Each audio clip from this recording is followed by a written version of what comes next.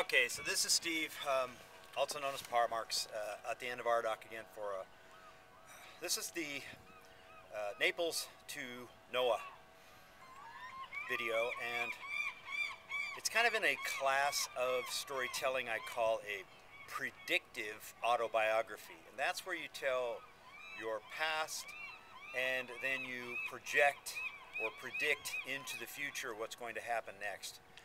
And this is a nautical discussion that starts about 47 years ago in San Jose. We were coming back from the grand tour of the left coast from Torrance, California, South Bay of LA, all the way to Bouchard Gardens. I think that's the furthest north that we got on Vancouver Island in Victoria, BC. And every place in between. We crossed the Astoria Bridge, and we just saw the whole 3 states in one 3-week whirlwind tour as a family of 6 with a Oldsmobile station wagon pulling a little 15-foot trailer. Didn't have a bathroom. It just had a galley and sleeping for 4, very cramped sleeping for 4, including my parents on the table and 2 kids in the back bunk, and 2 of us slept in the back of the Oldsmobile station wagon. And on the way back, we stopped to see some friends in San Jose, and there was a man-made lake, and I was on my first dinghy on that lake sailing. And I think I was 13, 47 years ago. I'm 60. And a couple of years later, I think my dad was afraid that I was going to take one of our my neighborhood kids, friends of mine, rafts. So we were always lashing rafts together in the side yard, Holly Riviera, kind of a sub-community of Torrance, California, in South Bay. And he was afraid I was going to throw that in the ocean and drown, because we were only half a mile from the Pacific. Torrance Beach, Torrance, Redondo, Hermosa, Manhattan, that Rat Beach, right on the edge of the Palos Verdes Peninsula. My backyard was Palos Verdes, but I was Torrance, South Torrance, the South High Spartan. And I grew up there from 1956 on. My brother still owns the home on Paseo de las Tortugas at the top of Vista, Montana, with Tortugas goes all the way into Riviera Elementary School, part of kind of a big, at the time it was a K through 9, now it's probably K through whatever it is, 5 or 6 with the middle schools. There were none of those. I'm dating myself here. 1953, a lot of things weren't happening back then. But I built my first boat in a Torrance rec boat building class at the Torrance Plunge in the women's locker room, because the rec department brought in a shipwright, and he built 2 jigs for Naples sabots. Those would be the ones with the dagger boards on the outside, so we didn't have to drill a hole in the center of the boat like the Winards are. And we sprung 15 hulls off of those 2 jigs, and I brought mine home and fiberglassed it twice, because I was a surfer at that point and knew how to do fiberglass. And I built the mast, the boom, the rudder, the leeboard, the gunnels, the gussets, half-round brass gussets, just in case I put a little kicker on the stern transom, and all mahogany gunnels and wood gussets in the bow, and half-round brass on the skeg, so when we pulled it up on the beach, it just polished the brass instead of wearing down the wood skeg. And I launched it at Cabrillo Beach, Long Beach, San Pedro, the same year as Woodstock. I was 15. That summer I was 15. And the rest, as they say, is history. 20 boats later, all the way up to 50-foot twin-screw, long-range diesel trawler, $1 million trawler, and a 50-foot Newporter 40-foot waterline, roughly 49, 50-foot overall catch, and everything in between, from ski boats to 4 different kinds of catamarans. I spent 25 years racing and owning race tornadoes, Olympic-class catamarans in Cabrillo Beach Yacht Club with a neighbor, and I owned a Sea Spray and a Rainbow and a P-Cat and a Hobie 18 over the years, and skiing, ski boats, several of them. And then when we got up here from Southern California to the Puget Sound, we got our first displacement hull in Port Angeles. That was a 35-foot Yorktown cutter rig sloop, and I've also owned the Newporter 40, the 50-foot catch, and then long-range diesel trawler. That's the Maverick. You'll see videos of that. It's a 50-foot twin-screw layman, 3-deck, crazy boat, diesel long-range trawler, 1,200 gallons of diesel, and tiled hot tub on the back doubles as a fish hold, and tank tender, and 48-mile radar, 36-foot fixed mast, no hinge on it, and California King Suite, and a queen berth, and oak floors, inlaid purple hardwood, $10,000 fridge, freezer, plate, freezer, force 10 stove, you name it, it had it. 1,100 gallon per day water maker. So this is the Naples to NOAA, and Naples was the type of Sabot class. Naples, Sabot, and Wynard's the two Sabot classes. Naples was the dagger board on the outside. I built the dagger board for it also, fashioned it, faired it, all that fun stuff, woodworking. I've been woodworking since I was about 5 when my dad started teaching all of my siblings, 2 brothers, 1 sister, mostly the boys, how to work in wood. And I got pretty good at it by the time I was 15. I was able to do all that stuff with the build of the first boat. The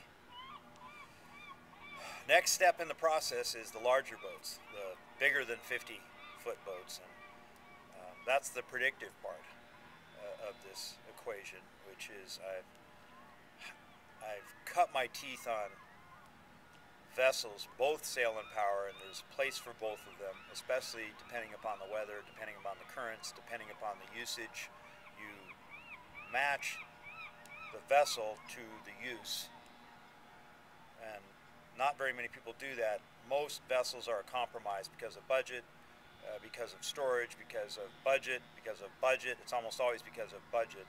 But it's also, you might not want a 100-foot boat because it's much more fun to race a 17-foot boat or a 27-foot boat or a 40-foot boat than it is a 100-foot boat. That's really not you don't see a 100-foot boat even in the 12 meters or the America's Cup or the Little America's Cup.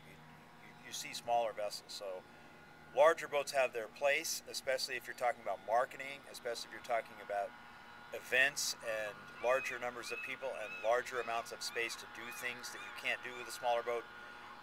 But there's a place for all different lengths of boats, including tenders, including exploratory vessels, and you can have a whole bunch of fun with a 10 or 11 or 12-foot hard bottom inflatable with a pod down the center and a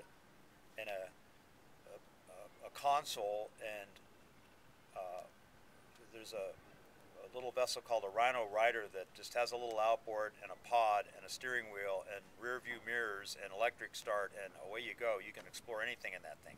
Sea kayaks, windsurfers, none of those are 100 feet. So there's different lengths of vessels for different purposes, and this is a discussion about the NOAA side of the equation, which is not the racing side, which is not the sail or power in the cruising class, the classic 40-foot Puget Sound cruiser, or the classic 40-foot ocean racing, the Sork vessel, the Transpac vessel that goes to Hawaii, like my next door neighbor just went in the Transpac to Hawaii and is just back from that. This is bigger. This is a 300-foot vessel. The NOAA vessel is the Sahara Oceanographer. There's a video about that, about us acquiring that, and that's a different purpose. That's going to raise a lot of money for oceans and land habitat concerns and kids that are dying again tonight. And the smaller vessels are just as important, but they support the larger vessels, the 150-foot 3-master that has a square rig in front and 2 gaff rigs, the 170-foot expedition class vessel that the Cousteau Society has used, that they're going to get to use again as soon as we acquire it, the 59-foot topsail schooner that has all the history, the 86-foot staysail schooner that is directly lined up with the history of Seattle and Boeing and the aircraft industry. Those are all different purpose vessels, and they all have a place in the framework, which is to help the framework raise more money for your own favorite charity, as well as try somehow to turn a corner, metaphorically, in what humans have done to themselves and to our world, because there's too many of us. And that's not going to be an easy turn. It's going to be disruptive. It's going to be not fun to do, and it's going to take generations, probably even longer, probably centuries, to get turned around, because it took us 8,500 years since we started farming to get in this mess, and we're not getting out of it in 8 years, or even 85, I don't think. But we have to start this turn, and that's what the prophecies are about from both hemispheres, that this turn is coming, and you better be prepared for it. Otherwise, you're going to get left in the wake of the turn, and you don't want to be. You want to be on board helping drive the turn, because then it's going to be a whole bunch more fun. You're going to help with the turn itself. So the predictive part of this is that we're going after several $100 million worth of extreme lifestyle marketing assets. Those would be ELMAs, using a technology we call SELMA, like Alabama, which the vessels and the islands and the mountain hideaways are self-funding. That's the S part. They're self-funding, or they essentially buy themselves using the internet without incurring an equity position. It is an equity position of sorts, but it's more nuanced than that, because it's not the equity that you're expecting, where you have stock, or you have debentures, or you have the operation owes you a living, or owes you a liability, owes you the money back, and it's paying you interest. It does all that, but in a different fashion, because these are digital franchises, and that's different than equity. That's different than a debenture or common or preferred stock. It's not the same as you owning officially. The wildlife own it. I call it wicked equity. The wildlife and the kids and the at-risk of extinction pets this year are who will own the equity in this. So you don't give away the equity structure to a bunch of shareholders that don't really care much about anything except how much their dividend is going to be that quarter, or to a bunch of players who are going to run the company, possibly to a lot of money or into the ground, depending upon who they are and who they know and who they bring on board. That's not the way this is going to work. This is owned by the wicked, owned by the wildlife, and it's managed by humans for the wildlife to help make this big left turn towards a more stable environment, a healthier web of life on the planet, which is not going to be easy, because most of the systems that humans have built over the last 8,500 years are autopoietic. That's an evolutionary biological term for they protect their steak. They protect themselves, and they don't want to go away. And many of them are going to have to go away if we're going to make this left turn and try to make a more balanced planet of beings, including all the way down to the bacterium and the krill and the phytoplankton, which is all at risk as well, because there's too many of us, way too many. That's just one reporter's opinion, but it's shared by an awful lot of people, and it's not that easy to just throw a switch and now we have 85% less humans. That's not that. We tried that last century. 500 million died, and we got 6 billion extra in 100 years. How'd that happen? Well, the old ways of just killing each other in order to control our numbers, that doesn't work anymore. There's too many of us. And so we have to think differently. We have to think bigger, but we have to think less is more instead of more is better. Life thinks more is better. That's how you got big dinosaurs. That's how you get big churches. That's how you got big government. That's how you got big everything, big families. More is better. That's how you get a big, huge bait ball, which is kind of what humans are. There's this big flashing in the sun bait ball, and it bobs and it weaves and looks real pretty until the marlin and the dolphins and the seabirds come along. Then it's snow. That's what they call it when the bait ball has been reduced to scale, and it goes down to the bottom of the oceans, and it gets cleaned up by what's left on the bottom of the oceans, the bottom feeders. And that's what the human species is this great, big, huge, flashing bait ball that's trying to get bigger. That's not going to end well for the bait ball. I'm sorry, something's going to come along, go munch, and it's gone, we're gone. Homer, Gomer just went bye-bye, extinct. That means no mulligans. You can't take the golf ball and put it back on hole number 1 and try again for the 18 holes. Nope, not if you're extinct. Extinction wrong, which most of our behavior is slightly more difficult to recover from than dead wrong. Dead wrong, you just make more humans. Extinction wrong, you don't get to make more humans except maybe, I don't know, in a couple of 100 billion years in some other part of space-time. See Stephen Hawking for when that happens. Maybe we come back, you know, sort of reincarnated with all our wigglies and nigglies and rise the stone up onto the mountain like Samsung. Oh, Homer Gomer lost that battle again. Homer's extinct again, 200 billion years from now. Darn! Homer didn't make it again. He was messed up on that one little rock number 3 in that little raw system back there, and he did it again over here. Maybe that's our fate always. Maybe that's what we're supposed to do. There's a bit of fiction out there that says that we always do this. We fail at the end. Most life is a failure. Right? It's just a try. And most of it doesn't end well. It goes away from some natural process, from some quasar, from some tectonic plate movement or volcanic eruption, or now it's Pompeii. Bye-bye. It's extinct. So this is about having a whole bunch of fun with a small number of people. This is not mass marketing. We're not going to try to get 800,000 people to do this. That's why if you look at the mutinies, it's a mutiny against almost everything, which is mass, mass, mass. Everything's massive, massive, massive. You got to have gazillions of leads every hour in order to make the money, because you need hundreds of thousands of people in your marketing organization or on your mailing list or whatever in order to make just enough money to quit your day job, and then you can lead a charmed life. Oh, goody. How many people could do that? Get millions and millions and millions of leads. Do the math. We don't do the math very well past about 2nd or 3rd grade, and so we buy this idea of mass marketing will save your sorry financial ass from extinction. No, it won't. Not very many people anyway.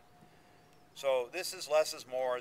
We want targeted people who already have means, who have soil. That's sphere of influence leverage with others. And then you don't need very many.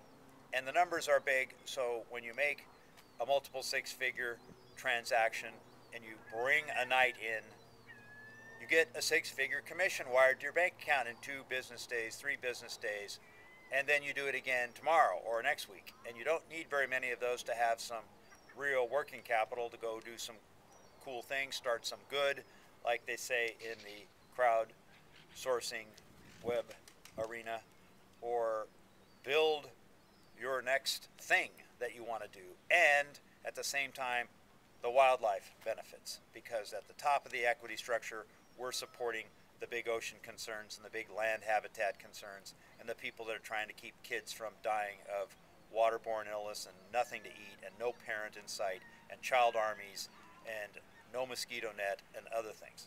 And the pets from getting slaughtered, again, because they're inconvenient. Inconvenient truths.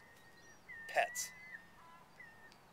So, from Naples to NOAA I started with a Naples Sabbat. I was probably in a Naples Sabbat or the equivalent on that man-made lake in San Jose. Before there was a Silicon Valley, I was sailing in a really cool lake, and it started this career of marketing as well as boat building, as well as a nautical fanatic. I call it naughty marketing, but it's spelled N-A-U-T-I, naughty marketing, which is also, if you act naughty on boats and you put it on video and Ustream, well, here comes the money. People want to be naughty. They all want boats, even though they might not admit, oh, I get seasick on boats. Oh, that's scary out there. Boats are cool. Boats are the ocean. Boats are what the prophecies are about, both hemispheres. Ragnarok and Quetzalcoatl are both about the sea. They're both about boats and nautical and returning to the female and returning to the ocean and returning back to indigenous people. That'd be the IP address. Returning to indigenous people's value systems, which we've kind of thrown in the crapper for the last 8,500 years in large respect. So then the NOAA is the big ship. That's the Grand Dame. You can see the video of that, the Sahara oceanographer. That's the kind of dinosaur line in the sand, or Paleogene. We call it the Paleogene line in the sand now, which used to be called the Kitsap Transit, which would be the that religion that started in Kitsap. What's it called? Dianetics, Scientology. That started in Kitsap.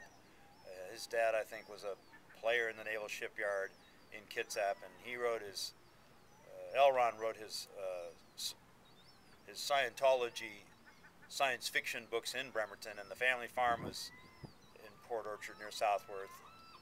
They were the livery people, I believe. That's what I read. I've just kind of gotten to know that just because it's where I built all this, so it's kind of history repeating, if you will.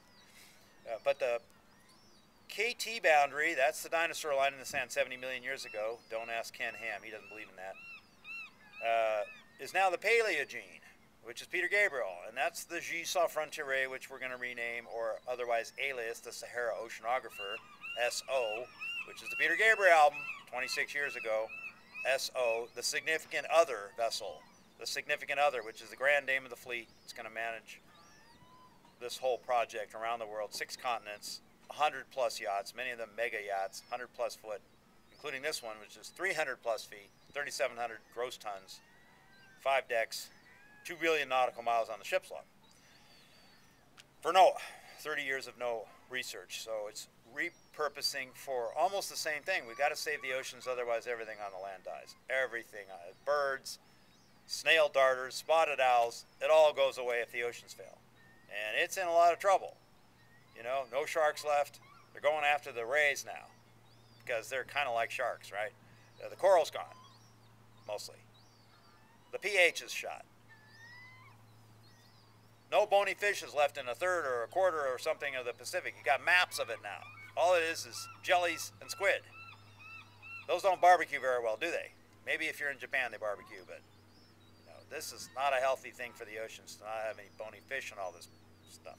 We got to figure out how to turn this ship around, you know, and go in a different direction. And it's going to be bloody. It's going to be disruptive.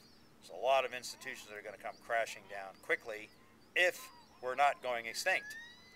So the predictive part of this is that we're going after a big, huge framework of physical assets, not just digital. We've got the digital dialed in. The digital is easier to do than the physical. It's not the same job because it's virtual and it's electronic and you can manage it from anywhere.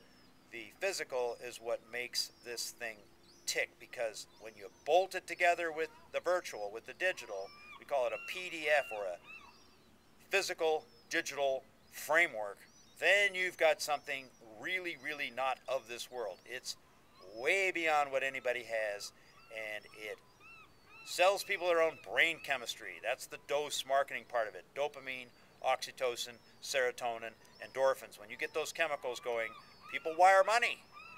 It sells itself. Everybody says sex sells. Not very many people add the itself part. When you get that part right, you got memetics. That's the art and science of how memes, especially money getting memes, the MGMs, copy from human to human. And if you get the chemicals right, here comes the money. And it doesn't matter if you're a 9-year-old and you're a girl, or you're a 90-year-old and you got 12 o'clock flashing on your VCR, and you don't know what Blu-ray is, and you never heard of a smartphone, and you're never going to blog to save your life or build a brand or figure out attraction marketing, but you can write a post-it note to your friend who's 79 on the other side of the world or the other side of the country, and you just made a whole bunch of money because it sells itself. And that's what you want. You want a product that sells itself. Most products don't. They're hard to sell, and no one wants to sell. No one wants to learn how to sell, close, follow up, none of that stuff. And that's why everyone fails in this. So if you get the product that sells itself, that'd be the yachts, the islands, what you can do with those. Mastermind on them. Make videos on them. Enjoy yourself on them. Bring people to watch the sunset, give them a DVD on disembark. That's called a date of death or a Department of Defense maneuver. You don't talk about anything you're doing.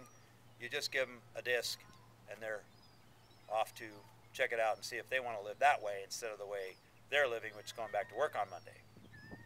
Trading time for money. Who wants to do that? That ship has sailed. That's not going to get you there. Even if you make a lot of money, you still have to put the next Monday in, don't you? You still have to go back to that next, day job on Wednesday and on Friday, usually.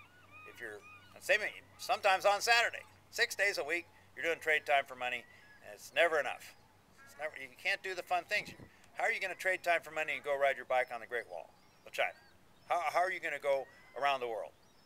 Are you going to do that, trading time for money? I don't think so. How are you going to go to World Cup? How are you going to go to the next Montreux Jazz Festival? How are you going to go to Cannes or the Canal Festival in southern Morocco? How are you going to go to Burning Man this year if you're trading time for money? You're probably not. How are you going to cross an ocean, like a big one like the Pacific, on your own boat with just your sweetie? Male or female, doesn't matter. Two people, own boat, off you go. Now you're exploring the Orient, or you're exploring Australia, or you're diving the Great Barrier Reef, or you're hanging out and you're learning how to, or polishing up your surfing skills in Tahiti because you heard Tahiti was some good waves, tasty waves. And then you're going to head over to South Africa and check out Jeffreys Bay, Cape St. Francis, those little tubular waves. How are you going to do that if you trade time for money? I don't think so. You need non-linear money. And that's what this is. It's organizational wealth. This is leveraged wealth. This is using time, talent, tech, treasure, trust, timing, and transcendence, which transcends the first six. I have a video on that. And most people don't have even one or two of those seven, never mind all of them. This teaches you all of them. And that's what the ELMAs are about. They're about a platform that you can learn this stuff live, in person, belly to belly, having fun, having a drink, listening to live music, watching the sunset. And then you learn a small percentage of your time. You learn the hard stuff. You learn how to write PHP code. You learn MySQL. You learn how to close, how to follow up if you need to. We've kind of made that somewhat more irrelevant, but that's important just for human nature, just for making friends, just for getting somebody to help you with a beach cleanup. You still need to know those things, so why not teach them in a fun place? People learn stuff better if they're having fun most of the day, and then they're learning a little bit in the evening, or they do an hour in the morning and then they go play the rest of the day. They want to come back the next day and do that, and they want to invite their friends to do the same thing. So I got the birds providing my background soundtrack for me. It's pretty cool here. Shoal Bay Marina, Ballard, Washington, Seattle, Greater Seattle, Puget Sound. Steve, aka Pawmarks, signing off with the Naples to NOAA, that's National Oceanic Atmospheric Administration, the Naples to NOAA conversation.